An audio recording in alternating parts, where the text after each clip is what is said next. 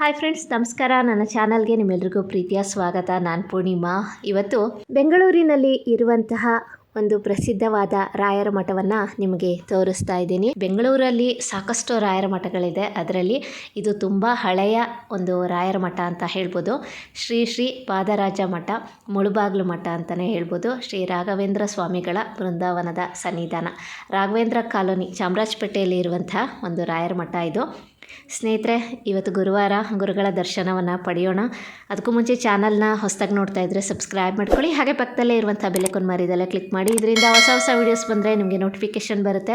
Video ಇಷ್ಟ ಆದಲ್ಲಿ like ಮಾಡಿ, ಕಮೆಂಟ್ ಮಾಡಿ, ಹೆಚ್ಚು ಜನಕ್ಕೆ ವಿಡಿಯೋನ ಶೇರ್ ಮಾಡಿ. ಬೆಂಗಳೂರಿನಲ್ಲಿ ಇರುವಂತಹ ಸಾಕಷ್ಟು ರಾಯರ ಮಠಗಳ ಒಂದು ವಿಡಿಯೋನ ಈ ಚಾನಲ್ ಶೇರ್ ಮಾಡಿದ್ದೀನಿ.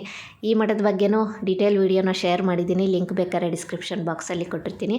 ಇವತ್ತು ಗುರುವಾರ, ಗುರುಗಳ ದರ್ಶನವನ್ನು ಪಡೆಯೋಣ ಅಂತ ಬಂದಿದ್ದೆ. ಹಾಗೆ ವಿಡಿಯೋ ಮಾಡಿ ನಿಮಗೂ ಕೂಡ ದರ್ಶನ ಮಾಡಿಸ್ತಾ ಇದ್ದೀನಿ. ಮಠದ ಒಳಗೆ ಬಂದ ತಕ್ಷಣ ಶ್ರೀ ಕಲ್ಯಾಣ ಶ್ರೀನಿವಾಸ ಸನ್ನಿಧಿ ಸಿಗುತ್ತೆ. ಸ್ವಾಮಿಯ ಅಲಂಕಾರ ತುಂಬಾ ಸುಂದರವಾಗಿತ್ತು. ಹಾಗಾಗಿ ನಿಮಗೂ ಕೂಡ ದರ್ಶನ ಮಾಡಿಸ್ತಾ ಇದ್ದೀನಿ.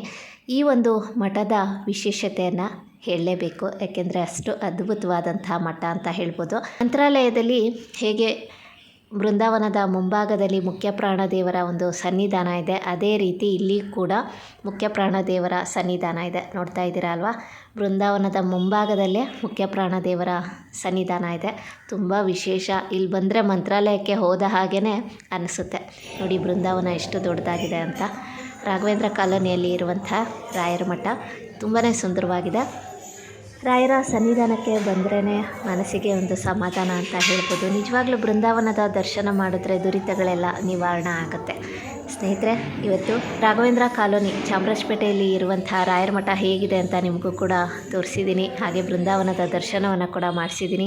ಈ ವಿಡಿಯೋ ನಿಮಗೂ ಇಷ್ಟ ಆಗಿದೆ ಅಂತ ಭಾವಿಸ್ತೀನಿ. ಇನ್ನಷ್ಟು ಒಳ್ಳೊಳ್ಳೆ ವೀಡಿಯೋಸ್ಗಳಿಗಾಗಿ ಕ್ರಿಯೇಷನ್ಸ್ ಬೈ ಪೂರ್ವಿ ಯೂಟ್ಯೂಬ್ ಚಾನಲ್ನ ಸಬ್ಸ್ಕ್ರೈಬ್ ಮಾಡಿ, ಸಪೋರ್ಟ್ ಮಾಡಿ. ಇವತ್ತಿನ ವಿಡಿಯೋ ಇಷ್ಟ ಆದಲ್ಲಿ ಲೈಕ್ ಮಾಡಿ, ಕಮೆಂಟ್ ಮಾಡಿ, ಹೆಚ್ಚು ಜನಕ್ಕೆ ವಿಡಿಯೋನ ಶೇರ್ ಮಾಡಿ. ರಾಯರ ಅನುಗ್ರಹ ಸದಾ ಎಲ್ಲರ ಮೇಲೆ ಇರಲಿ ಅಂತ ಕೇಳ್ಕೊತೀನಿ. Thank you for watching.